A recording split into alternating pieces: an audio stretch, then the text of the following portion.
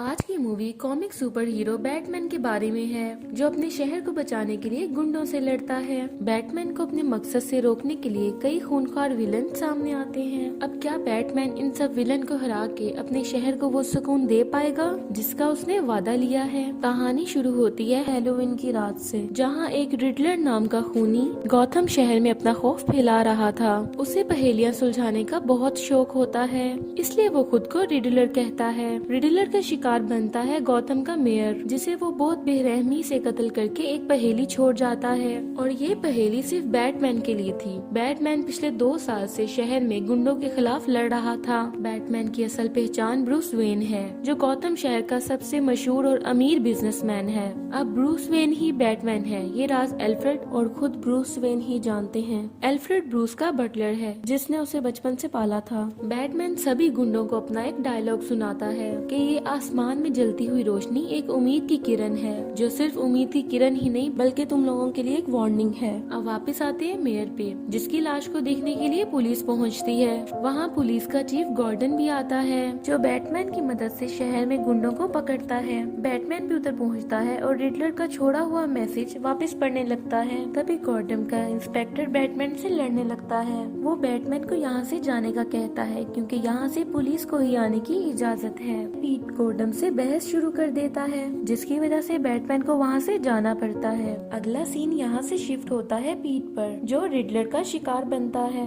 Riddler उसे भी बहुत बेरहमी से कत्ल करके बैटमैन के लिए एक और नोट छोड़ जाता है।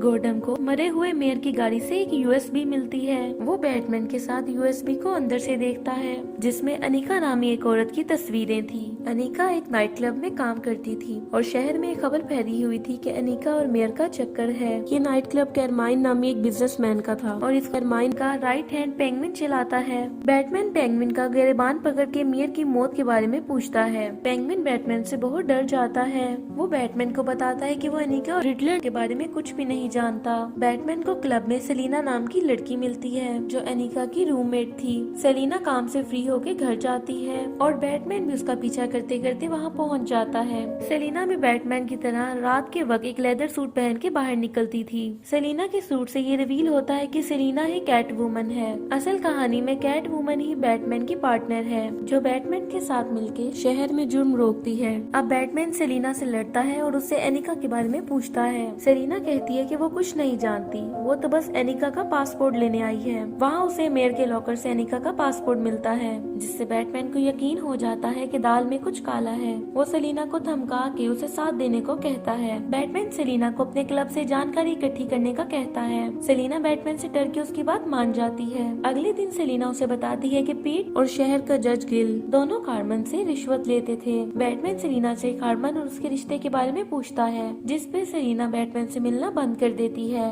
पीट के मरने के बाद रिडलर गिल को अपना शिकार बनाता है। वो गिल के शरीर के साथ एक टाइम बॉम्ब बांध देता है और उसे एक गाड़ी में बिठा के मेयर के जनाजे पर क्रैश करवाता है। वहाँ ब्रूस वेन भी था, जो फौरन से अपना गेटअप बदल के वहाँ आ जाता है। बैटमैन गिल को सब लोगों से दूर ले जाके बॉम्ब डिफ्यूज करने की कोशिश करता है। गिल के फोन पे रिडलर की कॉल आती है। बैटमैन कॉल उठाकर बॉम्ब डिफ्यूज करने का पूछता है, जिसमें रिडलर कहता है कि अगर गिल 3 पहेलियों को बूझ ले तो ये बॉम्ब डिफ्यूज हो जाएगा। गिल रिडलर की पहली 2 पहेलियों का जवाब तो दे देता है, मगर तीसरी पहेली पर गिल चुप हो जाता है। रिडलर अपनी तीसरी पहेली में पूछता है कि वो कौन आदमी था जिसे सेल की शिकायत पुलिस से की। सेल शहर का बहुत बड़ा ड्रग डीलर था। एक बंदे की शिकायत ने उसे पुलिस के पास भिजवा दिया। गिल उस आदमी को जानता था जिसने पुलिस से शिकायत की थी। बैटमैन गिल को कहता है कि वो उस आदमी का नाम लेके अपनी जान बचा ले, लेकिन गिल अपना मुंह बंद रखता है और इतने में बॉम्ब फट जाता है, जिससे गिल की मौत हो जाती है। बॉम्ब फटने से बैटमैन को कोई फर्क नहीं पड़ता, क्योंकि उसका सूट हर तरह के बॉम्ब को झील सकता है। बैटमैन के लिए पहेलियां और भी मुश्किल होती जा रही थी। वो गॉर्डन के साथ मिलकर इस नतीजे पे पहुंचता है कि पुलिस से शिकायत करने वाला आदमी और कोई नहीं बल्कि पेंगुइन है। बैटमैन पेंगुइन के क्लब पहुंचता है। पेंगुइन उसे देख के काफी डर गया था, क्योंकि उसकी गाड़ी की डिग्गी में एनिका की लाश पड़ी थी। पेंगुइन फौरी से अपनी गाड़ी में बैठ के वहाँ से फरार हो जाता है, मगर बैटमैन भी पूरी तैयारी के साथ आया था। वो पेंगुइन का पीछा करता है। पेंगुइन इसे पूरे शहर में घुमाते हुए अलग अलग तरीकों से हमला करता है। वो बैटमैन की गाड़ी पे फायरिंग करता है, जिसका बैटमैन को पता नहीं होता, क्योंकि उसकी गाड़ी बुलेट प्रूफ थी। फिर पेंगुइन बैटमोबाइल पे रॉकेट लॉन्चर फायर करता है, लेकिन बैटमैन इस धमाके से भी बचते हुए निकल आता है। बैटमैन पेंगुइन को अपने काबू में कर लेता है और उससे रिडलर का पता पूछता है। पेंगुइन को कुछ भी नहीं पता था, उसे तो बस अपने क्लब के धंधे का पता था, जिसकी वजह से उसका रिडलर से कोई ताल्लुक नहीं था। बैटमैन और सुराग ढूंढने के लिए इंटरनेट पे जाता है, जहाँ वो रिडलर से चैट करता है। रिडलर से बात करके उसे एक सुराग मिलता है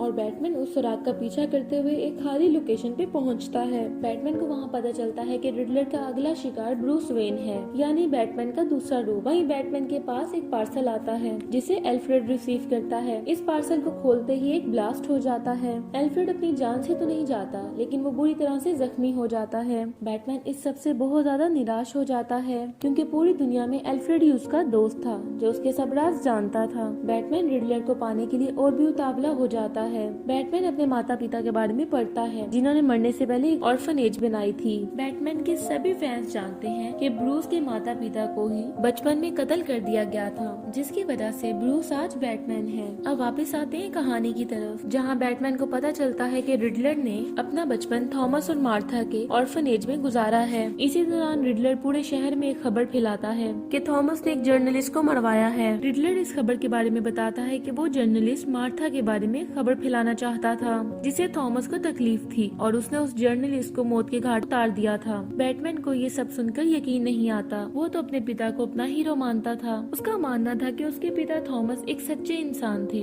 जिन्होंने अपनी दौलत से गरीबों की मदद की है। बैटमैन सच जानने के लिए हॉस्पिटल आता है, जहाँ एल्फ्रेड एडमिट था। अब एल्फ्रेड से इसकी सच्चाई पूछता है। वो बताता है कि थॉमस ने इनमें से किसी को भी नहीं मारा, बल्कि साइमन ने ही उस जर्नलिस्ट को मार के थॉमस और मार्था को कत्ल किया था, ताकि वो थॉमस की दौलत से अपना बिजनेस शुरू कर सके। बैटमैन सेलिना से मिलता है उसकी मदद लेने के लिए। सेलिना बैटमैन को बताती है कि खार्मिन ही उसके असल पिता हैं। सच्चाई यही है कि खार्मिन अपनी बेटी के साथ अच्छा बर्ताव नहीं करता, जिसकी वजह से सेलिना ने भी उसे बुलाना छोड़ दिया था। अगले सीन में सेलिना अपने पिता खार्मिन के क्लब पहुंचती है, उसे जान से मारने के लिए, क्योंकि उसे पता चल जाता है कि खार्मिन ने ही उसकी दोस्त अनिका को मरवाया था। बैटमैन और गौतम भी वहाँ पहुँचते हैं और सेलिना को ऐसा करने से मना करते हैं। गौतम खार्मिन को अरेस्ट करने ही वाला था, पर तब रिडलर खार्मिन पे हमला कर देता है। वहाँ पे और भी पुलिस इंस्पेक्टर थे, जो रिडलर को काबू करके उसे गिरफ्तार कर लेते हैं। रिडलर के चेहरे से उसका मास्क उतारा जाता है और उसकी असल पहचान सबके सामने आ जाती है। रिडलर का असल नाम एडवर्ड है, जो ब्रूस वेन से शदीद नफरत करता है। अब रिडलर को एक पागल खाने में बंद कर दिया जाता है, क्योंकि उसका दिमागी तवाज़ुन ठीक नहीं था। वहाँ बैटमैन उसके पास उससे और जानकारी लेने के लिए आता है,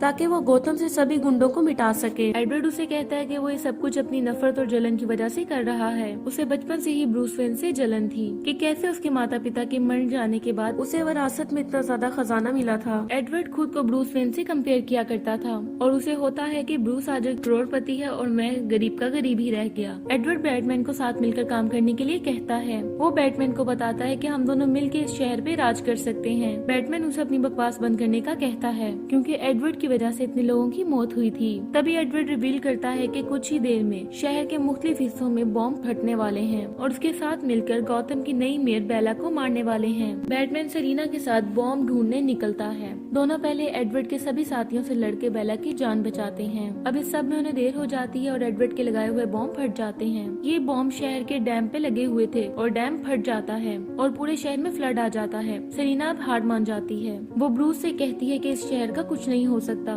मैं यहाँ एक भी पल नहीं रह सकती, और ये कह के वो वहाँ से चली जाती है। लेकिन बैटमैन वहीं रुकने का फैसला करता है, क्योंकि उसका मानना था कि इस शहर को भी उसकी जरूरत है। बैटमैन सोचता है कि रिडलर के जाने से गौतम में बाकी सब क्रिमिनल्स भी चले जाएंगे और वापस से सब खुशियाँ लौट आएंगी। फिल्म के एंडिंग सीन में एडवर्ड को दिखाया जाता है, जो पागल खाने में किसी दूसरे मरीज से बात कर रहा था। ये मरीज और कोई नहीं बल्कि जोकर होता है। दोनों किसी नए जुर्म के बारे में प्लान बना ही रहे थे कि यहाँ पे मूवी एंड हो जाती है। Thank you so much for watching.